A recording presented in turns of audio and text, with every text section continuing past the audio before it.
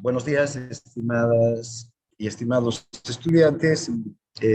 Disculpen el retraso, pero estábamos en una reunión con los auxiliares de la asignatura para coordinar la práctica que vamos a empezar hoy. Hoy va a empezar el grupo B1.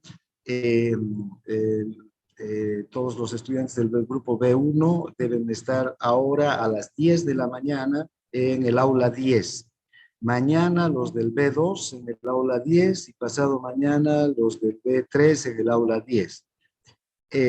Bien, entonces empezamos una nueva unidad. Ahora vamos a ver la unidad 3, la unidad del sistema nervioso central, y vamos a empezar por la fisiología del sistema nervioso sensitivo. ¿Cómo me escuchan? Buen día, doctor. Buen día, doctor. Sí, se escucha. Buen día, doctor. Sí, se Bueno, escucha. muy bien. Entonces, empezamos. Bien, hablaremos de la organización del sistema nervioso y las funciones básicas de las sinapsis y de las sustancias neurotransmisoras. Antes de hablar del sistema nervioso y sus características, digamos que el sistema nervioso que tiene el ser humano, y esto tal vez ustedes han visto ya en anatomía comparada, es una estructura única, que no es igual que ningún otro sistema nervioso que está presente en otros animales. Se pueden hacer estudios de anatomía comparada, ¿sí? Entre el sistema nervioso humano y de las distintas especies de animales, y vamos a encontrar ciertas similitudes porque desde luego compartimos la evolución desde la célula primitiva que empezó a reproducirse en el mar primitivo. Venimos compartiendo una misma línea evolutiva. Sin embargo, vean, el sistema nervioso humano ha ido desarrollándose de tal suerte que es un sistema nervioso propio de los humanos, con características que nos hacen una especie totalmente diferente a las resto de las especies. De hecho, gracias a nuestro sistema nervioso y a las características del sistema nervioso y del cerebro en particular, nosotros podemos comunicarnos de la manera en la que nos comunicamos, podemos generar pensamientos de la manera en la que generamos pensamientos, podemos guardar información de la manera en la que guardamos información. Estas capacidades son prácticamente únicas de la naturaleza. Nosotros, en la conducta, nuestros hábitos, nuestro lenguaje, nuestra capacidad para generar pensamientos tan abstractos como la matemática o la idea de un Dios o la idea de o la lógica. Vean esa capacidad de generar pensamientos tan abstractos y resolver problemas tan abstractos, además, es propia del ser humano. Y esa capacidad nos lo da el sistema nervioso central. La base de todo eso no está en ningún milagro ni en ninguna otra forma metafísica de interpretación. Es el cerebro, el sistema nervioso que es propio de los humanos el que nos otorga esas capacidades. Bien. De hecho, entonces nuestro cerebro está en la cúspide de la evolución por encima del resto de los cerebros de los animales, que los llamamos animales inferiores, porque no tienen las capacidades que tiene el humano. Aunque en realidad en la naturaleza todos los animales deberíamos tener el mismo rango porque tenemos la misma importancia en el mantenimiento de la naturaleza, de la vida del planeta Tierra. Aunque los humanos nos hemos atribuido un rango superior y desgraciadamente debido a ese rango superior al que nos hemos atribuido, estamos a punto de destrozar la naturaleza y destrozar la Tierra en general, ¿no? Pero bueno, ese es otro problema. Bien, ahora, la unidad básica del sistema nervioso central es la neurona. La célula, entonces, propia del sistema nervioso central es la neurona. La neurona, como cualquier otra célula, tiene una membrana celular, tiene un núcleo, tiene un citoplasma, tiene organitos citoplasmáticos, tiene un líquido intracelular donde hay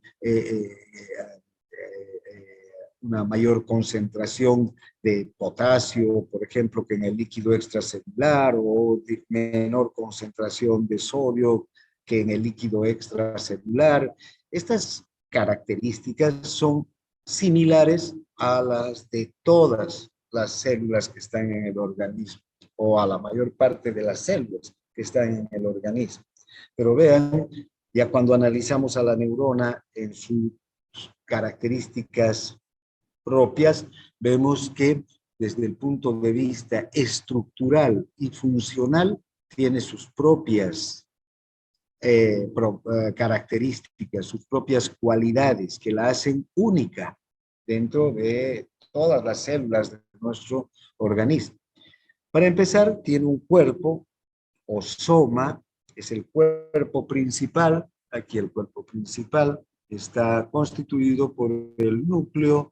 Alrededor del núcleo, desde luego, están los organitos citoplasmáticos, el retículo endoplásmico rugoso, el retículo endoplasmático liso, el aparato de Golgi, las vesículas secretorias, las mitocondrias están en el soma. Ahora, vean, el cuerpo de la neurona tiene una gran cantidad de prolongaciones, estas prolongaciones que son, que se conocen como dendritas, ¿no? Estas prolongaciones de la neurona son las dendritas, son las prolongaciones del propio cuerpo de la neurona, del citoplasma de la neurona. Aquí en las dendritas hay líquido citoplasmático, líquido intracelular, con todas las características de líquido intracelular, con una concentración de 140 miliequivalentes de potasio, 10 a 14 miliequivalentes de sodio. ¿Vean? Entonces, estas dendritas lo único que hacen es prolongar el cuerpo con todas las características que tiene el cuerpo. Luego hay una extensión que parte desde el soma y llega hasta distancias variables, ¿no? Y puede unirse con un nervio periférico o puede unirse con otra neurona. A esta extensión se la conoce como axón. El axón también entonces tiene líquido intracelular con todas las características e incluso tiene vesículas en los extremos, tiene vesículas, tiene mitocondrias para una serie de reacciones químicas que se van a producir en el axón. Entonces, estas son las características de la neurona. Desde el punto de vista entonces morfológico, vean, una neurona es muy diferente de una célula muscular, esquelética o lisa, o diferente de una célula epitelial, o diferente de una célula hepática o de una célula glandular. Tiene características propias y desde luego tiene características funcionales propias. La neurona sirve para transmitir una información, transmite un impulso a lo largo del cuerpo y del axón y es capaz de transmitir esa información como forma de potencial de acción, un impulso nervioso como un potencial de acción, un cambio eléctrico en la membrana, es capaz de transmitir entonces información de neurona en neurona o de neurona a un nervio periférico. Bien, aquí tenemos varias neuronas en esta microfotografía electrónica y podemos ver que una neurona entonces tiene un axón, un soma y prolongaciones, que son las dendritas. Además, esta neurona es capaz de enviar una información al lugar lejano, hacia otra neurona, pero es capaz de recibir información también desde otras neuronas, ¿no? Y esta información lo recibe directamente de otros axones, de axones provenientes de otras neuronas que llegan hasta el soma o que llegan hasta las dendritas. Las dendritas entonces vienen a ser prolongaciones que lo que hacen es aumentar la superficie de contacto que tienen las neuronas. Entonces, una neurona puede tener desde una sinapsis, es decir, el contacto con una sola neurona que viene desde, por ejemplo, con este axón, o puede tener el contacto con otras 200,000 neuronas, gracias a que muchas pueden directamente llegar con sus axones hasta el soma, pero la mayor parte de las neuronas que contactan con esta lo van a hacer en las dendritas, en estas prolongaciones que tiene la neurona. Gracias a entonces las dendritas, las neuronas se pueden conectar o recibir información de cientos de miles de otras neuronas.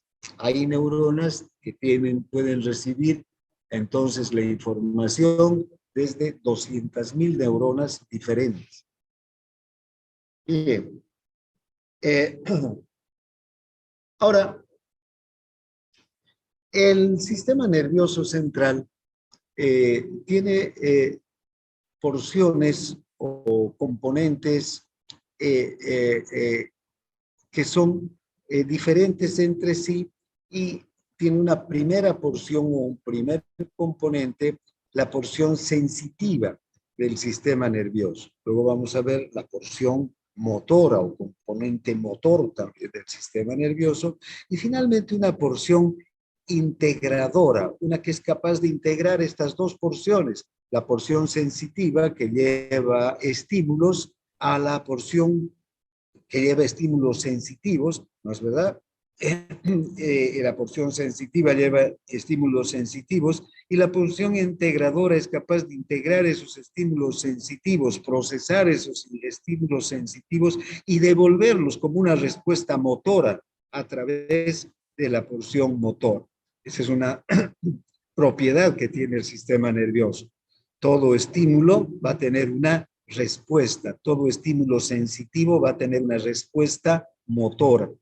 Bien, ahora vean, la porción sensitiva del sistema nervioso está encargada de transportar estímulos sensitivos. Todos los componentes de la porción sensitiva, desde los receptores sensitivos que están en la piel o en los órganos, los nervios sensitivos que llegan hasta el asta posterior de la médula, las columnas ascendentes que llevan información sensitiva desde la médula hasta el bulbo raquídeo, hasta la protuberancia, hasta el mesencéfalo, o los fascículos que van a llevar información hasta la corteza cerebral. Todas estas partes que componen la porción sensitiva se ponen en marcha cuando una experiencia sensitiva excita a estos receptores sensitivos. Aquí tenemos en la piel, por ejemplo, receptores para el dolor, para la presión, para el tacto. ¿Qué sucede si me pincho el dedo, no? Hay un receptor sensitivo para el dolor que va a transmitir esa sensación dolorosa. Primero, la va a convertir en un potencial de acción dentro de su propia estructura y luego lo va a transmitir a través de los nervios sensitivos hasta el asta posterior de la médula. Aquí, en el asta posterior de la médula, va a transmitir esa información hacia las neuronas que componen el fascículo espinotalámico. Este fascículo espinotalámico va a ascender hasta el tálamo y en el tálamo va a transmitir esa información hacia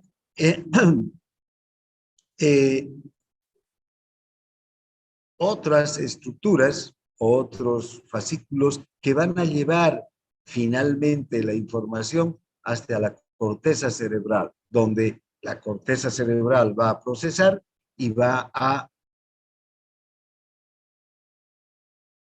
determinar que hay un daño en el tejido que estaba estimulando a estos receptores para el dolor. ¿Y qué vamos a sentir en la corteza cerebral? La sensación de dolor. ¿Para qué sentimos esa sensación de dolor? Para retirar el dedo del lugar donde estamos recibiendo el estímulo doloroso, ese estímulo sensitivo. Va a haber una respuesta motora. Después vamos a ver la respuesta motora. Entonces, ahora, fíjense, esta información sensitiva, además, puede ser para que esta información sensitiva que parte de un receptor sensitivo y que asciende hasta la corteza cerebral puede tener una respuesta inmediata. O también esta información se puede almacenar a nivel de la corteza cerebral, guardar a nivel de la corteza cerebral, para que la respuesta sea en otro momento, ¿no? La respuesta puede tardar segundos, puede tardar minutos, días, semanas, años. Por ejemplo, podemos también tener sensaciones, por ejemplo, visuales. Veo a una persona, la identifico, la veo por primera vez, ¿vean? Los receptores sensitivos que están en la retina a través del nervio óptico van a llevar hacia el cerebro la información visual. Voy a guardarla y después de unos días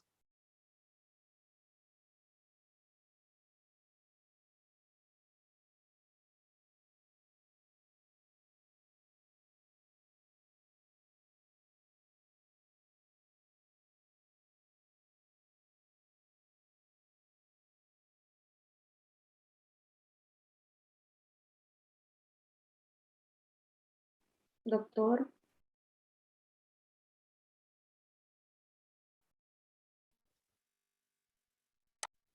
Parece.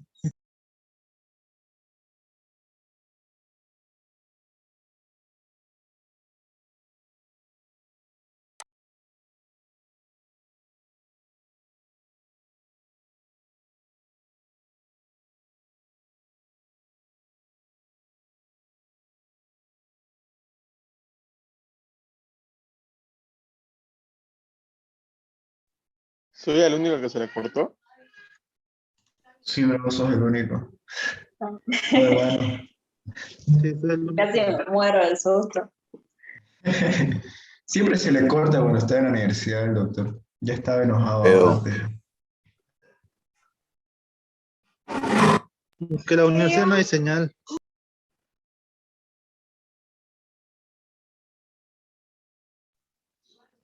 Hay que esperar nomás.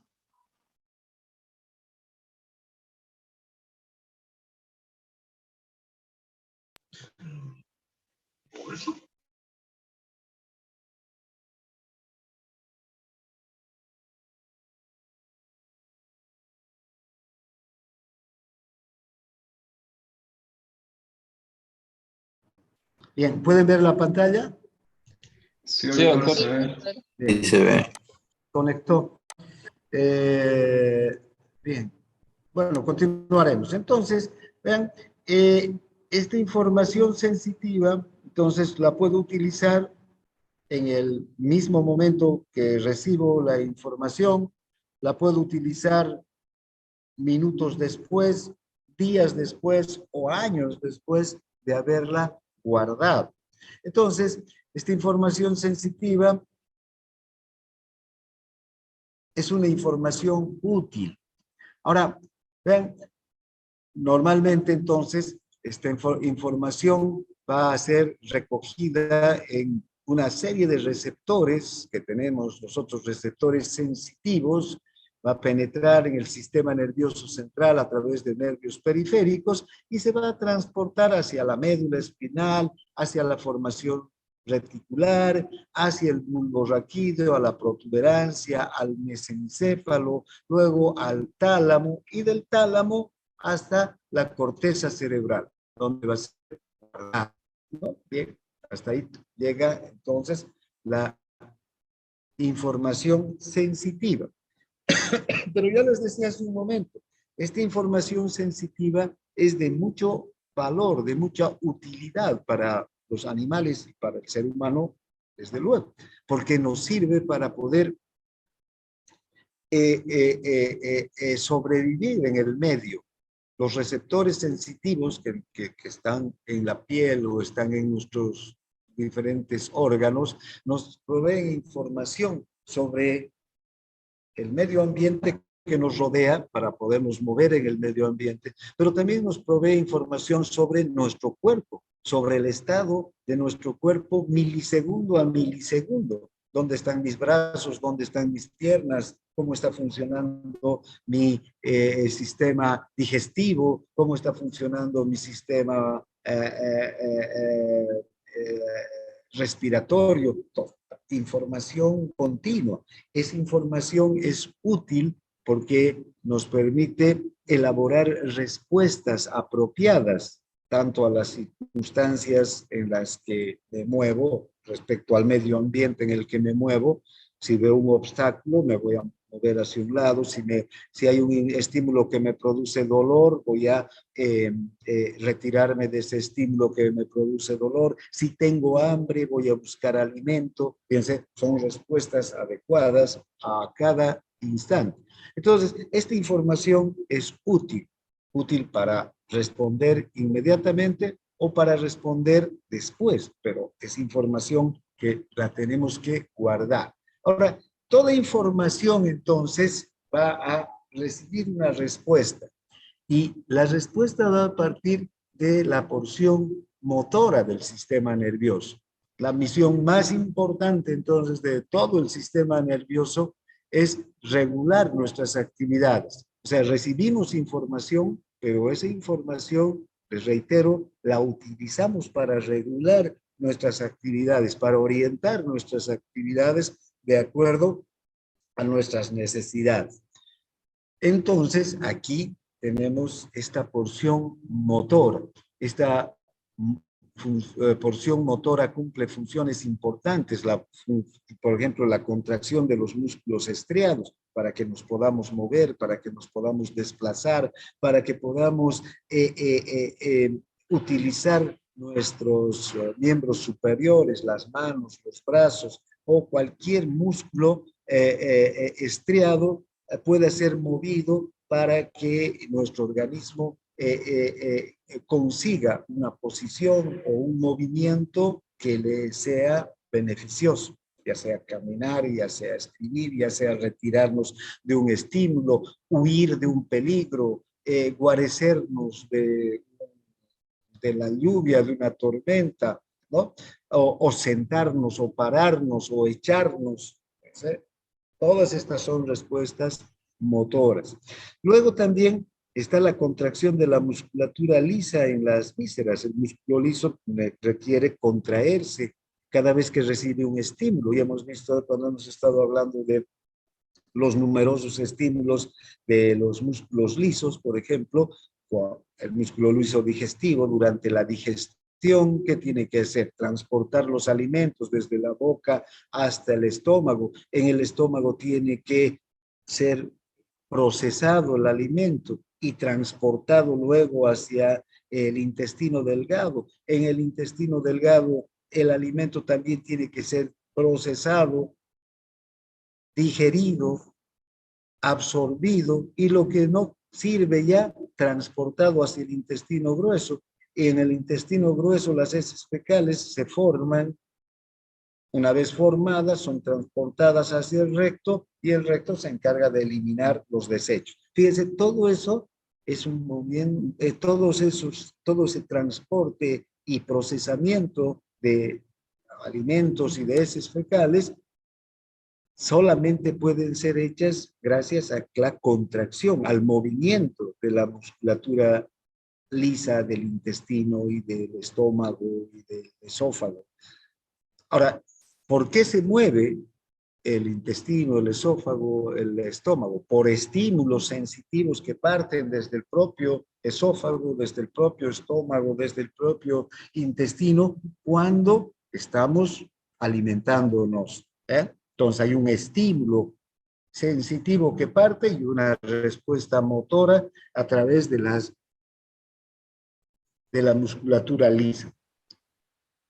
También la secreción de sustancias activas por parte de glándulas endocrinas y exócrinas.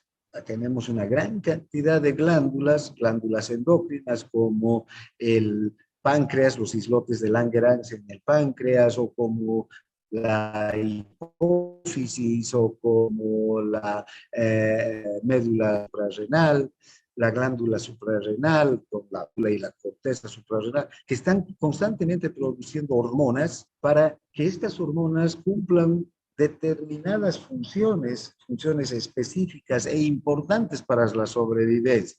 Pero esta secreción de hormonas no es anárquica, no es una secreción de hormonas espontánea, sino está regulada por estímulos que vienen desde el sistema nervioso central, desde la corteza cerebral, desde el tálamo, desde estructuras del sistema nervioso central, desde el hipotálamo, ¿no? Desde todo el sistema regulador que tenemos a nivel del sistema límbico. Bien, ahora también tenemos glándulas exócrinas, estas glándulas exócrinas como el propio páncreas también en los acinos pancreáticos que secretan enzimas digestivas, o las glándulas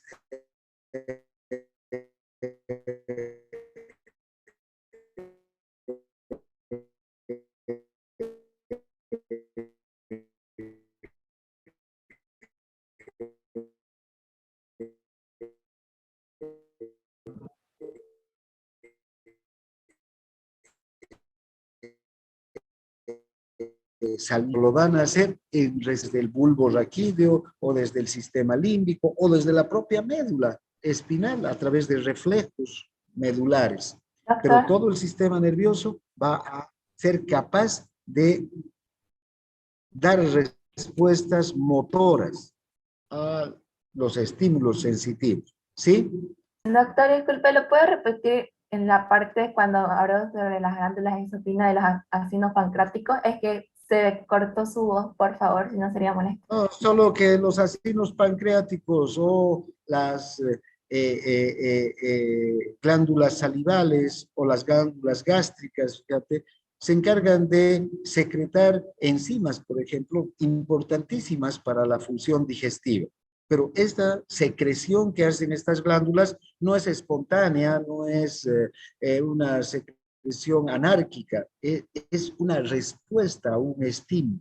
Siempre que una glándula secreta una sustancia, una enzima, por ejemplo, lo hace en respuesta a un estímulo. ¿Y de dónde parte ese estímulo? De esta porción motora, y es transportada también por nervios motores hasta el lugar donde se va a cumplir la función motora. Bien, ahora, ¿ven cómo está compuesto digamos, todo el sistema motor, o cómo está compuesta la porción motora de nuestro organismo? Aquí en la corteza cerebral tenemos el área motora, ¿no? Aquí Esta área motora va a enviar señales, por ejemplo, hacia los músculos esqueléticos para que los músculos esqueléticos se contraigan. Primero, la imagen motora, el movimiento que vamos a desarrollar, puede ser un movimiento muy complejo o muy simple, se va a elaborar aquí, en el área motora de la corteza cerebral. Desde aquí, a través de el fascículo piramidal o a través de las vías alternativas, a través de los ganglios basales, va a salir el estímulo motor. Además, ese estímulo motor va a coordinar con el cerebelo, con la formación reticular, con la, el núcleo rojo, fíjense, diversas estructuras que están en el tronco del encéfalo y va a llegar a la médula espinal. Y desde la médula espinal, a través de los nervios motores, los nervios motores que parte anterior de la médula van a llegar a los músculos esqueléticos para producir una respuesta motora, ¿no? Un movimiento. Lo mismo va a ocurrir con el funcionamiento visceral, solo que el funcionamiento visceral va a estar controlado por nervios sensitivos y motores que forman parte del sistema nervioso autónomo, ¿no? En este caso, por nervios motores y sensitivos del simpático, del parasimpático, por nervios sensitivos y motores de por porciones sensitivas y motoras de, por ejemplo, del vago neumogástrico o del glosofaringeo, que también tiene una porción sensitiva importante, ¿no? Entonces, que son nervios que van a transmitir el impulso nervioso, pero lo van a hacer desde centros nerviosos especializados, que están en el hipotálamo, que están en el bulbo raquídeo, ¿no? Desde donde parten estos nervios, llevando impulsos hacia el corazón, hacia los pulmones, hacia el sistema digestivo, hacia el sistema urogenital, etc. Bien, estas ya son respuestas viscerales hacia el músculo liso o hacia las glándulas también. Bien, entonces tenemos estas dos porciones, la porción motora y la porción sensitiva. Finalmente, vean, el sistema nervioso central, si tuviera una porción sensitiva y una porción motora, no sería muy complejo en cuanto a sus funciones si no tuviera una parte que integraría esas porciones.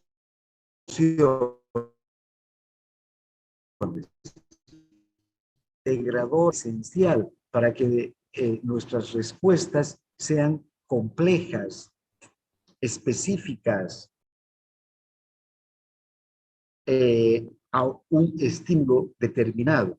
Vean, una lombriz de tierra, si ustedes ven una lombriz, tiene la parte sensitiva y la parte motora. Esto lo pueden comprobar. Agarren una aguja y pinchen a una lombriz, va a sentir ¿qué? Dolor. ¿Y cuál va a ser la respuesta de la lombriz? Se va a contorsionar la respuesta motora. Entonces, vean, también una lombriz tiene un sistema sensitivo y un sistema motor, o una porción sensitiva y una porción motora. Aquí es donde nosotros nos vamos diferenciando del resto de los animales en la función del sistema nervioso. Esta es una función muy compleja y que cuanto más evolucionado es el sistema nervioso, es más capaz de dar respuestas cada vez más complejas, ¿no? De hecho, nuestro sistema nervioso es el más evolucionado y el que puede procesar la información para elaborar respuestas mucho más complejas. Entonces, vean, nuestro sistema nervioso es capaz de elaborar la información que le llega para dar respuestas motoras y mentales adecuadas. Cada vez que nosotros recibimos información, entonces damos una respuesta motora, retiramos un miembro o digerimos un alimento o secretamos una glándula para alguna función, para que la secreción cumpla alguna función, pero además elaboramos pensamientos. A eso se refiere estas respuestas mentales adecuadas. Pensamientos que tienen que ver con otro tipo de con nuestra interpretación de la situación que estamos viendo, anticiparnos acciones que podrían darse en el futuro. La respuesta que estamos hablando ahora no solamente es desde el punto de vista motora y mental para la situación puntual, sino incluso podemos adelantarnos a pensar las consecuencias que puede tener esa nuestra respuesta en este momento y las que va a generar en el futuro. Bien, ahora, esta capacidad de nuestro sistema de recibir, de nuestro sistema nervioso de recibir información y de almacenar, de procesar, guardar la información y además dar respuestas adecuadas, tanto desde el punto de vista motora como mental, está determinada por una capacidad que tienen las neuronas para almacenar solamente la información que nos es útil, porque nosotros en cada instante de nuestra vida, a través de todos nuestros receptores sensitivos que tenemos distribuidos por el cuerpo, estamos recibiendo una gran cantidad de información, pero la mayor parte de esa información puede ser una información que no es útil, ¿no? Pero cuando nuestro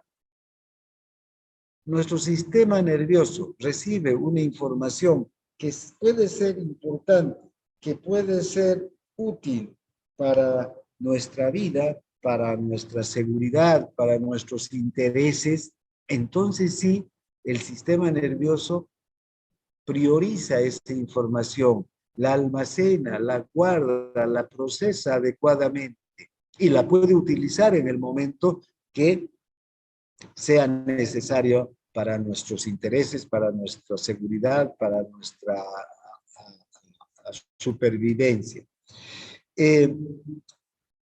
Entonces, nuestro sistema nervioso, cada segundo o cada milisegundo de la vida, recibe una gran cantidad de información, pero descarta el 99% de esa información, porque es información que no nos es útil, a no ser que llame la atención algo del medio ambiente o del funcionamiento de nuestro organismo para que nuestro sistema nervioso seleccione esa información y la guarde, ¿no? Algo tiene que impactar de todos los estímulos que estamos recibiendo para que sea seleccionada y guardada esa información para que después pueda ser aprovechada por nuestro organismo. Ahora, ¿dónde guardamos, dónde almacenamos toda la información? Esta información se guarda en lo que se conoce como la memoria. Ahora, vean, es fácil decir que la información se guarda como memoria o en las áreas del cerebro donde está la memoria, pero hasta el momento todavía la investigación neurocientífica ha avanzado poco con relación a cómo en realidad las células guardan la información y cómo recuperan la información. En especial para poder utilizarla y controlar nuestras actividades motoras en el futuro, porque la respuesta inmediata no es tan difícil, es un reflejo, ¿vean? Estímulo, reflejo, ¿no? O sea, hay un estímulo sensitivo y hay si el estímulo es doloroso o es un estímulo agradable, la respuesta va a ser retirar el miembro, o si es agradable, no, ¿va? Más bien continuar recibiendo el estímulo. Eso es básico, pues, así como un arco reflejo, solamente es un arco reflejo. Pero, ¿cómo hacen nuestras neuronas? ¿Cómo hace nuestro sistema nervioso central? ¿Cómo hace nuestra corteza cerebral? Y no solo la corteza, sino la médula también, para guardar la información y utilizarla para controlar en el futuro nuestras funciones, nuestras actividades motoras. Ahora, una cosa que sí está vista es que en la corteza cerebral es un área de almacenamiento de esta información, ¿no? Grandes partes de la corteza cerebral almacenan información, información visual, información auditiva, información sensitiva, información motora. Bien, ahora, ¿y cómo es que estas neuronas, estas células, tienen la capacidad para transmitir y además almacenar información? Una función que se ha visto que tienen las neuronas para esta capacidad de almacenar información es el proceso de facilitación a través de la sinapsis. Las sinapsis no son más que uniones, puntos de contacto entre neurona y neurona. Una neurona transmite una información sensitiva o motora a otra neurona a través de este punto de contacto, a través de este punto de unión que tiene con la otra neurona. Este punto de unión se llama sinapsis, ¿no? Entonces, cuando señales sensitivas atravesan una secuencia de sinapsis, pueden adquirir una misma señal la próxima vez.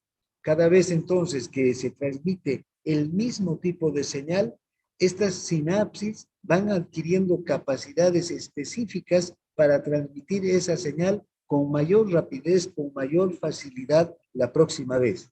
Entonces, vean, parece ser que son las neuronas de la corteza cerebral, que adquieren esta capacidad a partir, o una neurona o un grupo de neuronas, a partir de un estímulo que es repetitivo. Cada vez que repetimos, que recibimos el mismo estímulo, se transmite por la misma vía neuronal y esta misma vía neuronal va desarrollando capacidades para hacer que esta respuesta sea más rápida, o esta transmisión más bien sea más rápida y más específica. Y vean cómo se almacenan como recuerdos. Ahora, esta figura de qué son los recuerdos, son sustancias, cierto tipo de sustancias que se almacenan en las neuronas, moléculas de qué tipo que pueden estar en las neuronas almacenadas, y que cada una va a ser utilizada para generar un recuerdo particular.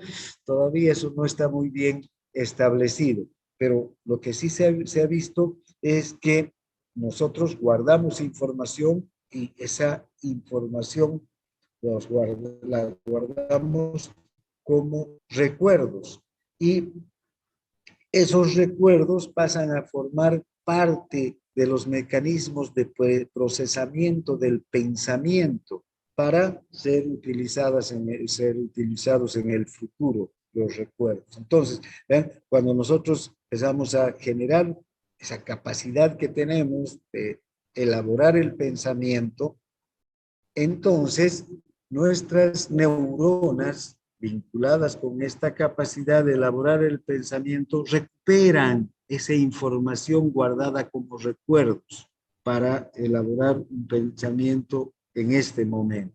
Ese pensamiento me puede llevar a desarrollar una actividad motora determinada, ¿no?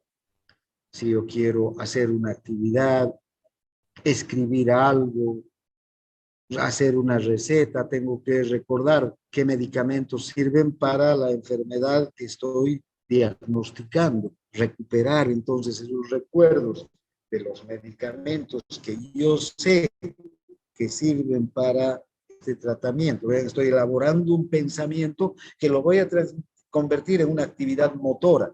Por una parte le voy a decir al paciente, usted necesita ampicilina, y se lo voy a escribir. Actividades motoras, hablar y escribir, son actividades motoras que me permiten comunicarme y expresar mis pensamientos. Pero los pensamientos los estoy obteniendo, para elaborar ese pensamiento estoy teniendo que recurrir a recuerdos que están almacenados, que están guardados. Bien, ahora, se ha visto que cada vez que hacemos o repetimos una acción o un estímulo, que repite constantemente el mismo estímulo o repetimos la misma acción, estos estímulos, esta información sensitiva, esta información motora, cuanto más se repita, se tiene mayor capacidad de ser almacenada y guardada, ¿sí? Entonces, si yo leo una vez la lección de hoy día, ¿no? Voy a tener una idea. En 10 minutos tal vez pueda repetir algo, pero de 1 hora ya me voy a olvidar, y de 5 horas ya algo de lo que leí me acordaré. Y si mañana es el examen, mañana no me voy a acordar casi nada de lo que leí. Pero si leo y releo y hago ejercicios utilizo diferentes métodos para retener esa información, se van haciendo unas vías de facilitación de la información, ¿ya?, que perduran en el cerebro. Por eso es que si repetimos constantemente una acción o si recibimos o repetimos un tipo de información muchas veces, esa información va a quedar grabada en la memoria. Bien, ahora, ¿cuáles son los principales niveles de función del sistema nervioso central? El sistema nervioso central es una estructura muy compleja que tiene un primer nivel, el nivel medular, un segundo nivel, el nivel encefálico, y un tercer nivel, el de la corteza cerebral. El nivel medular es el nivel más primitivo, digamos, ¿no?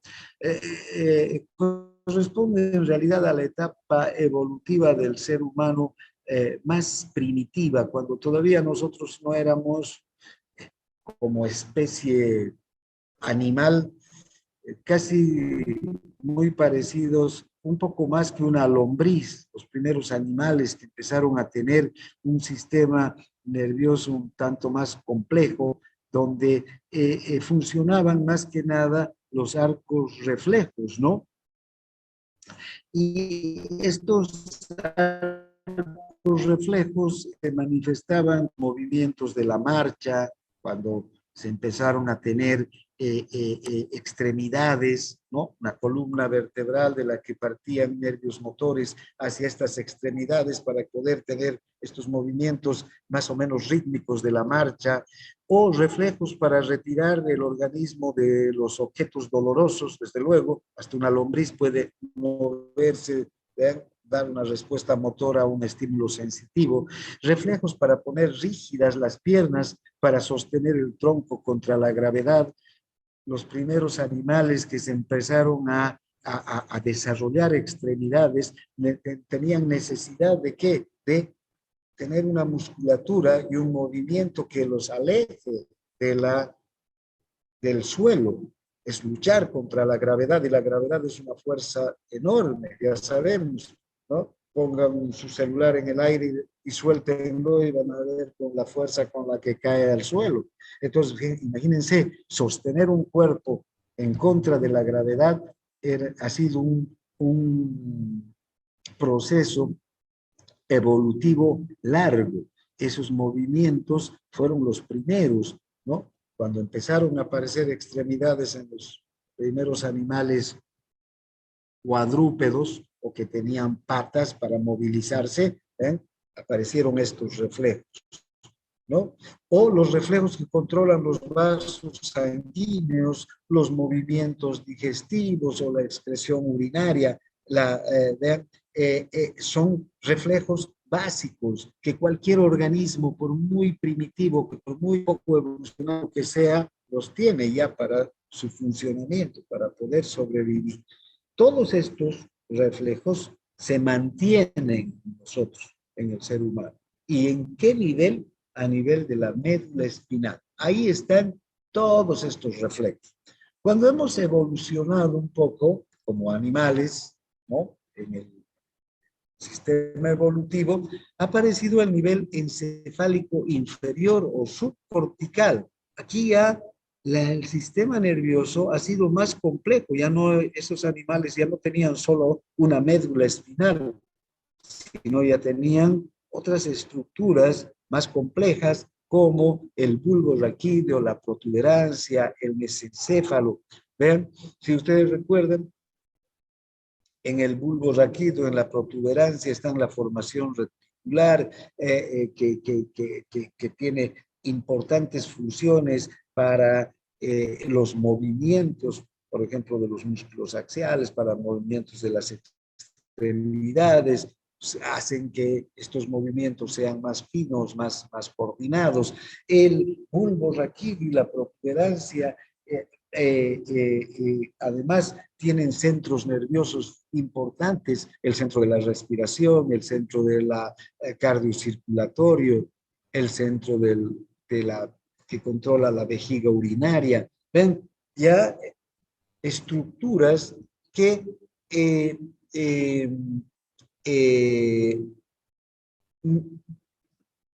controlan funciones mucho más complejas que solamente moverse y retirarse de estructuras dolorosas o de objetos dolorosos, o que sean funciones básicas de una circulación sanguínea elemental o una alimentación muy rudimentaria, sino funciones más complejas, ¿no?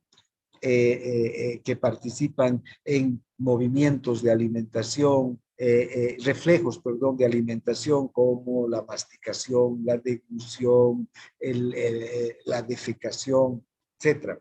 Además, aparecen otras funciones también, como la ira, la excitación, las respuestas sexuales para la copulación y la perpetuación de la especie, etcétera. Fíjense, reacciones al dolor y al placer aparecen y son controlados por este nivel subcortical que está entre el bulbo raquídeo, la protuberancia, el mesencéfalo, ¿no? Y que si se destruye toda la corteza cerebral, un individuo puede no tener actualmente la corteza cerebral, todas estas funciones se mantienen, porque son las funciones que en la evolución han aparecido antes que la corteza cerebral. Luego, ¿para qué entonces ya nos sirve la corteza cerebral, el nivel encefálico superior o el nivel cortical de la corteza cerebral? Este funciona como un gran almacén de recuerdos. Aquí es donde se procesa toda esa información sensitiva para dar respuestas complejas, para utilizar esa información en el futuro. Generalmente, vean estos dos niveles de integración, el nivel medular y el nivel encefálico inferior o subcortical son casi respuestas inmediatas a los estímulos.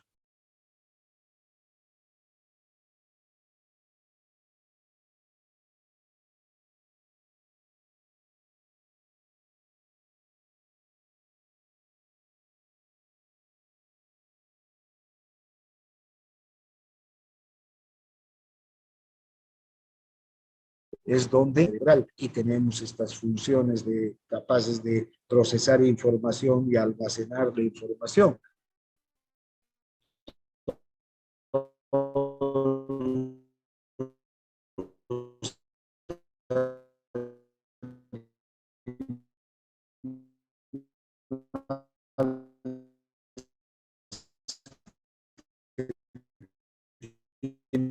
Si ustedes extienden el cerebro, los surcos, las circunvoluciones son mucho más complejas y hay mayor cantidad de surcos, circunvoluciones en nuestro cerebro que hacen que nuestra masa encefálica, nuestra masa cortical sea mucho más extendida.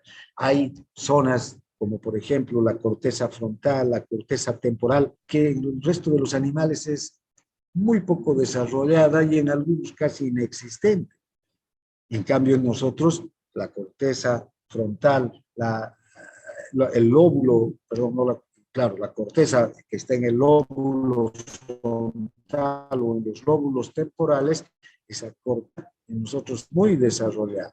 Ahí están los procesos de pensamiento, ahí están almacenadas las capacidades de comunicación de ideas, de interpretación de ideas de otros.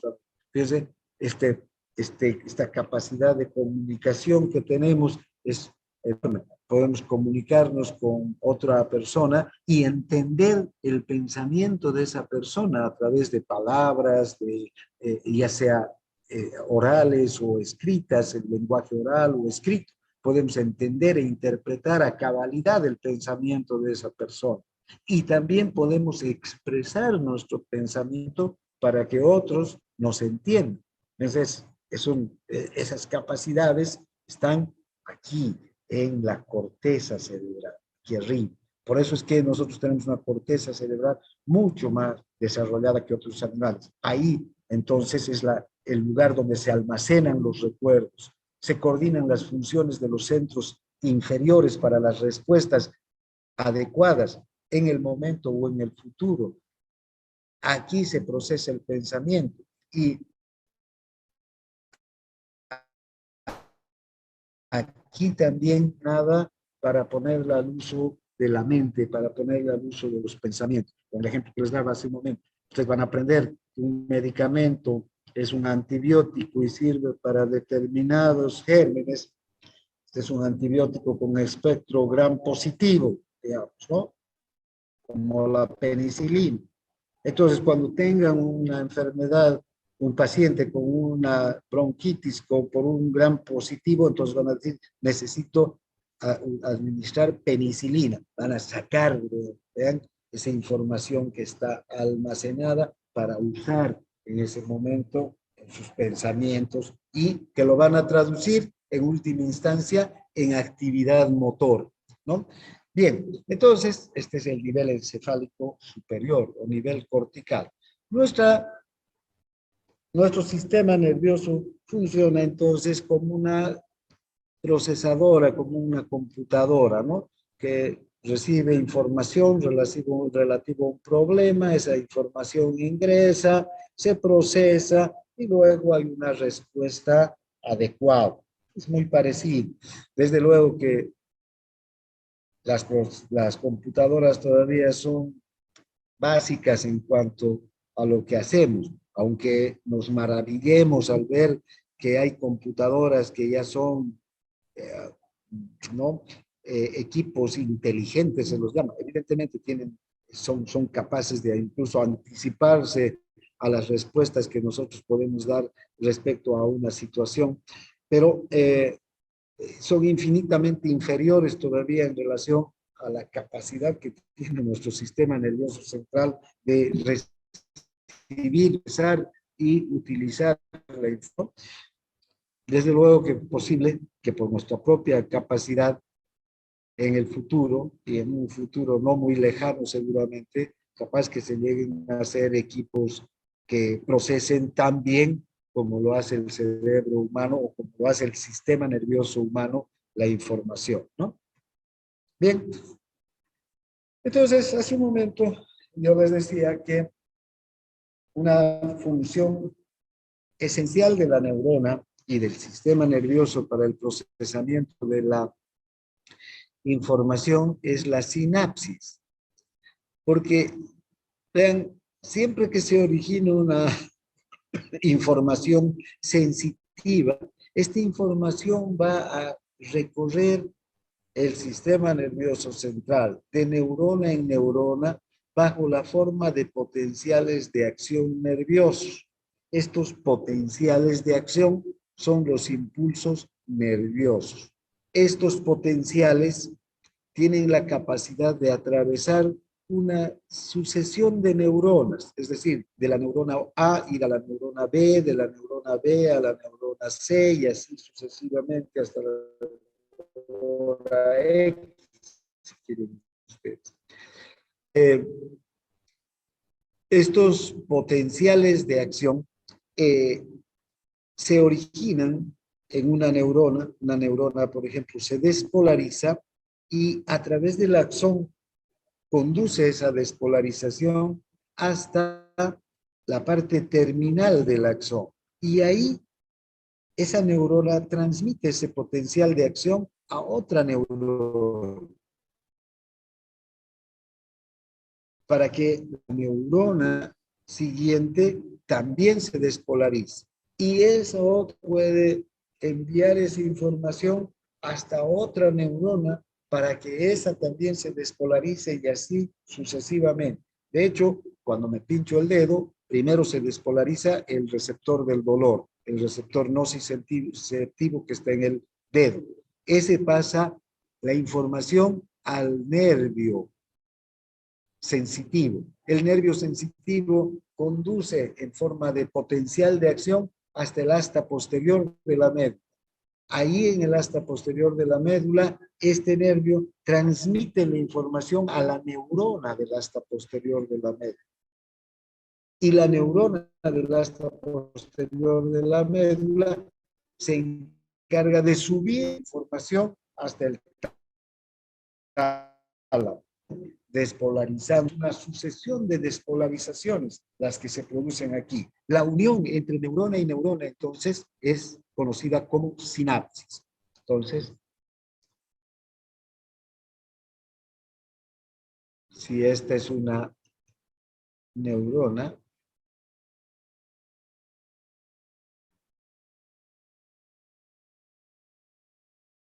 esta es otra neurona, esta es otra neurona, y esta es otra neurona, este es el soma, el axón, el punto terminal, el axón terminal, el soma de otra neurona, el axón terminal de esta neurona, la neurona A, si quieren ustedes, la neurona B y la neurona C. Fíjense, si se despolariza esta neurona, ingresa sodio al interior de la neurona de menos 70 milivoltios, se llega hasta 20 milivoltios, ese potencial de acción se va a transmitir a través del axón. El sodio va a ingresar también a través del axón, despolarizando. Aquí es donde va a transmitir también el potencial de acción a esta otra neurona que estaba en reposo, pero ahora esta neurona en reposo se despolariza. Y por eso también envía potenciales de acción hasta el axón terminal. ¿Qué es lo que está entrando? Sodio a través de canales de sodio. Y aquí este potencial de acción puede ser transmitido a esta tercera neurona. Y, desde luego, transmitir el impulso nervioso hacia la tercera neurona, que también se va a despolarizar, ¿no? Se va a poner con cargas eléctricas positivas gracias al ingreso del sol. Bien, ese es básicamente lo que ocurre en una sinapsis. Pero ahora, fíjense, estas sinapsis pueden recorrer el sistema nervioso, ¿no? De neurona en neurona, llevando el impulso en forma de potencial de acción. Pero también, fíjense, este impulso puede quedar bloqueado aquí. O sea, aquí ya no va a ser transmitido. Porque en vez de que esta neurona se despolarice, esta neurona se puede más bien hiperpolarizar. En vez de que esta neurona se despolarice, este impulso nervioso de despolarización haga que en este caso la neurona se ponga más negativa todavía. La neurona se ponga más negativa en todo a lo largo del soma y del axón. Aquí va a quedar bloqueado el impulso. Este impulso que estaba viniendo, aquí va a quedar bloqueado, ¿no? Puede convertirse también en una cadena repetitiva a partir de un solo impulso, o puede integrarse con los procedentes de otras neuronas. También hacia esta misma neurona puede estar viniendo los impulsos de otra neurona. Una neurona que está aquí, otra neurona que está aquí, van a ir mandando sus impulsos también de despolarización hacia esta otra. De hecho, hemos visto que puede haber una neurona puede tener una sola sinapsis, por decir, pero en realidad tiene muchas más, pero podría tener una sola.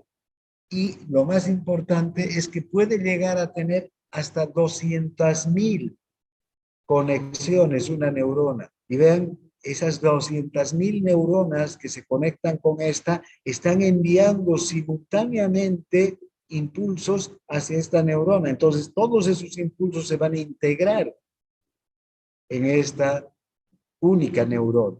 Y desde aquí va a partir un estímulo, ya sea excitador o inhibidor, hacia la próxima neurona, ¿no? Entonces, las funciones de la sinapsis en las neuronas pueden variar, pueden de hecho quedarse bloqueados, porque en vez de que siga transmitiendo el impulso eléctrico, el estímulo nervioso, quede bloqueada aquí en una tercera neurona que se va a inhibir. Vamos a ver después que esta inhibición, por ejemplo, va a ser porque el neurotransmisor que ha salido de esta neurona va a ya no abrir canales de sodio en la neurona C, sino puede abrir canales de potasio. Por ejemplo, el potasio sale y deja negativa la neurona. O puede abrir canales de cloro. El cloro ingresa y es negativo y deja negativa la neurona. Entonces, dependiendo del neurotransmisor y del receptor que hay en las neuronas, estas pueden seguir transmitiendo el impulso nervioso, o finalmente este estímulo nervioso puede quedar bloqueado. Puede convertirse en una cadena repetitiva. Hay neuronas que tienen la capacidad, por ejemplo, de tener axones que van a, estoy con rojo creo, ¿no? Sí. Tiene axones que se bifurcan y que vuelven a excitar a la misma neurona. Fíjense, entonces este potencial de acción que ha pasado hacia la neurona C va a volver a través de esa acción, de esta bifurcación del axón sobre la misma neurona, y la va a volver a excitar a esta neurona en un ciclo repetitivo de estímulos. Hay diferentes tipos de, entonces, funciones sinápticas de las neuronas, ¿no? Bien.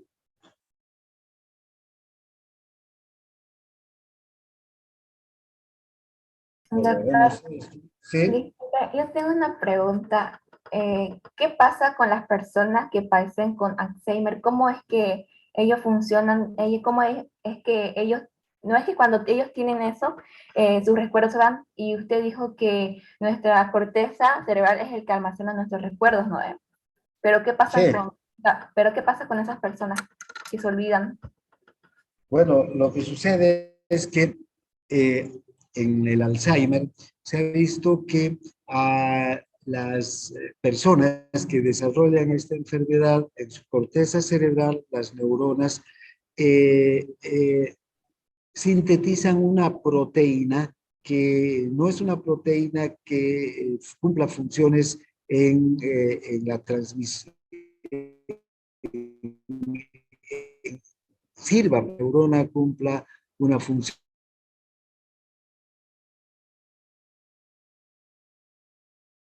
de transmitir el estímulo ajena al funcionamiento de la neurona, se empieza a almacenar, ¿sí? Forman unos cuerpos estrellados, incluso en las neuronas con las personas con Alzheimer. Entonces, esas neuronas ya no funcionan adecuadamente, son incapaces de cumplir con la función de transmitir la información para utilizar, digamos, los recuerdos para la elaboración de pensamientos que se transformen en acciones concretas, moverse, caminar, andar, comer, ¿no? O expresar el pensamiento. Entonces, por eso es que las personas con Alzheimer ya no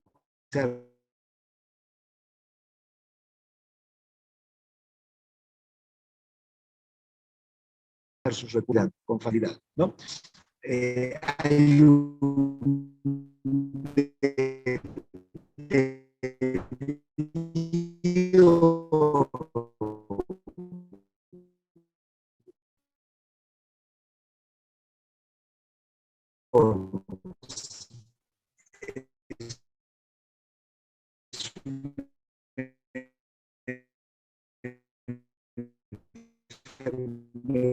de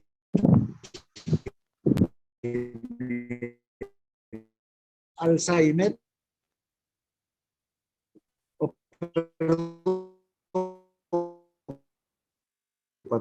patología lo va a...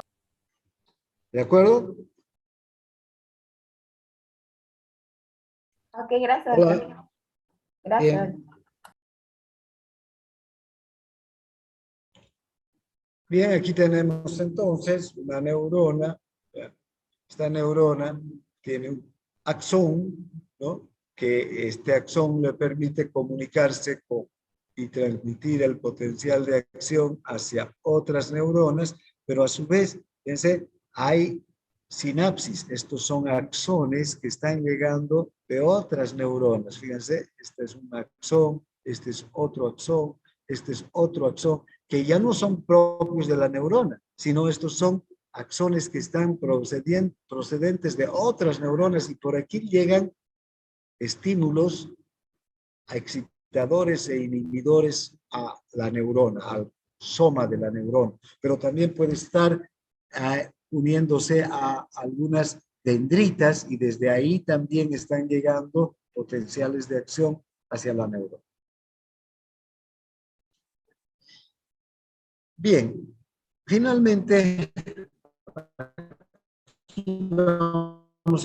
hablaremos de los sinapsis y mañana vamos a ver la anatomía fisiológica de la sinapsis nerviosa. Hay dos tipos de sinapsis, una que es la sinapsis química y otra es la sinapsis eléctrica. La sinapsis química se denomina así porque hay un producto químico que se conoce como neurotransmisor, es una sustancia química. Hay muchos neurotransmisores, la acetilcolina, la noradrenalina, la serotonina, la dopamina, el GABA, la glutamina, o el glutamato, son sustancias químicas que están involucradas en la transmisión del impulso nervioso. Estas sustancias químicas se producen en la neurona transmisora.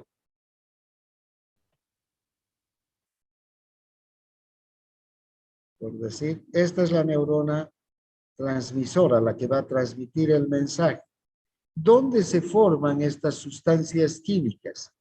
A nivel del axón, aquí, del axón terminal. Voy a poner unos. Hagamos de cuenta que este es el neurotransmisor, la sustancia química, la acetilcolina, la noradrenalina. Esta sustancia química entonces se forma aquí.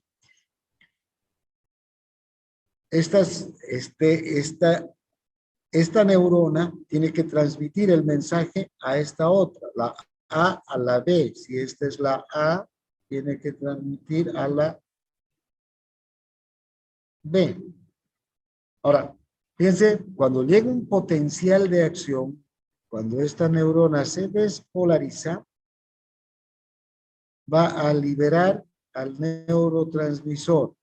Este neurotransmisor está almacenado en vesículas. Normalmente este potencial de acción despolariza el axón. Aquí hay unos canales de calcio que se abren por voltaje. El calcio ingresa desde el líquido extracelular, se une a las vesículas y ayuda a que el neurotransmisor entonces sea liberado hacia el espacio sináptico. Entonces aquí vamos a encontrar, después de un potencial de acción, al neurotransmisor en el espacio sináptico, que es el espacio entre una neurona y otra.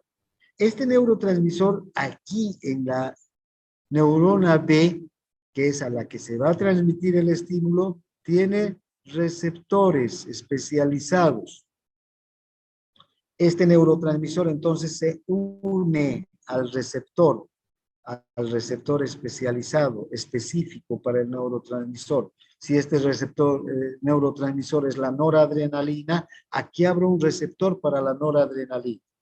Cuando esta noradrenalina actúa sobre este receptor, se abren canales de sodio y el sodio ingresa y las neuronas se va a despolarizar. Fíjense, entonces la despolarización aquí de la segunda neurona se debe a que se liberó un neurotransmisor de la neurona A, ¿no? Que trae el potencial de acción. Ese neurotransmisor se unió a un receptor, ese receptor abrió un canal de sodio y permitió la despolarización de la segunda neurona. Ahora, esta sinapsis puede funcionar como sinapsis excitadora o inhibidora. Si este neurotransmisor abre un canal de cloro, por ejemplo, el cloro entonces va a ingresar y va a producir una carga negativa, entonces la va a inhibir a la otra neurona. Bien, esa es la sinapsis química. También hay la sinapsis eléctrica. ¿Qué ocurre con la sinapsis eléctrica? Es cuando hay entre célula y célula canales que permiten que los iones sodio, los iones calcio, circulen entre célula y célula sin ninguna restricción. Estos canales que forman uniones en hendidura son propios, por ejemplo, del músculo liso, del músculo cardíaco. En el sistema nervioso central, estas estructuras prácticamente no existen. Donde sí vamos a ver es en el músculo cardíaco y en el músculo liso, la sinapsis eléctrica. Más que todo en el sistema de conducción del nódulo sinusal y de las vías de conducción del corazón, las vías internodales, las de His, en todas estas estructuras que conducen el estímulo eléctrico en el corazón, encontramos este tipo de sinapsis eléctrica. Bien, aquí vamos a quedar. No sé si hay alguna consulta.